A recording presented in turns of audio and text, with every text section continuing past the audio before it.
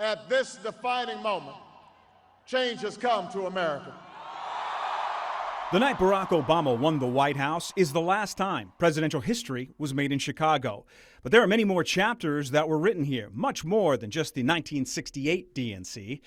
That's not hard to do when Chicago currently holds the record for hosting the most political party conventions. Oh, we're way ahead of everybody else. So we've had 26 major party conventions in the city of Chicago since 1860.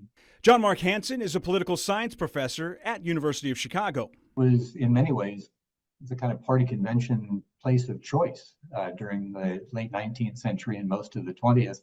Hansen says that's because Chicago is centrally located and easy to get to when traveling.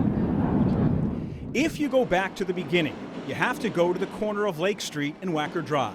Hansen says that's where a temporary hall called the Wigwam was located in 1860 and where Abraham Lincoln was nominated for president. Lincoln, of course, was a home state favorite, and his nomination was certainly aided by it being here in Chicago. There were many, many people who were working very actively on his behalf. That was a time when the potential nominees, did not attend the conventions and let other people do the work for them. 20 years later, more presidential history was made, where the Art Institute now stands. That's where Hansen says the Republican Party held its 1880 convention and nominated James Garfield for president, which was a bit of a surprise.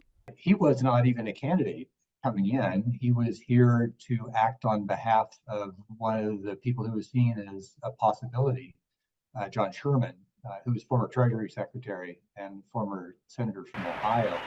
Now fast forward to 1932. Franklin Roosevelt was nominated here in Chicago 3 times, all 3 times at Chicago Stadium on West Madison Street, just across the street from where the United Center is now. He was nominated in 1932, in 1940, and in 1944. To restore America to its own Hansen says people. Franklin Roosevelt was the first presidential candidate to appear at his party's convention to accept the nomination, which produced another piece of U.S. history. And in his nomination acceptance speech, he promised a new deal for the American people. He came back in 1940, which in many respects was the most significant of the 3 nominating conventions that was here in Chicago. In 1940, of course, he was seeking a 3rd term, and no president had previously served 3 terms, going back to George Washington. While Obama won the Oval Office in 2008, Hansen says the former president made history again when he located his national campaign headquarters for his 2012 re-election campaign in Chicago. That's unusual because up to that time, incumbent presidents who were running for re-election ran their campaigns from Washington, D.C. And so he explicitly chose to have his campaign based elsewhere outside of Washington and was the first president to do so.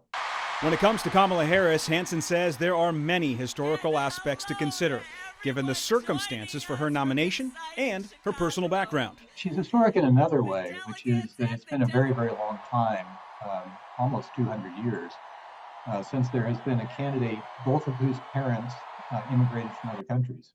In addition to all of those historical moments, there are also plenty of pieces of presidential history in Chicago. Just ask Mike McMains. I mean, when you think of presidential cities, Chicago's not the first one that comes to mind, but it should. McMains runs a Chicago tour company that specializes in walking tours, including one on presidential history. We caught up with him right outside the Tribune Tower, the starting point for that tour. That's where he showed us a marble stone from Abe Lincoln's original tomb and another stone from the White House, built way back in 1817. He also talked about the infamous newspaper headline, Dewey beats Truman. That there are amazing presidential moments that have shaped not just Chicago, but the entire world. And another one is about to take place in Chicago tomorrow night.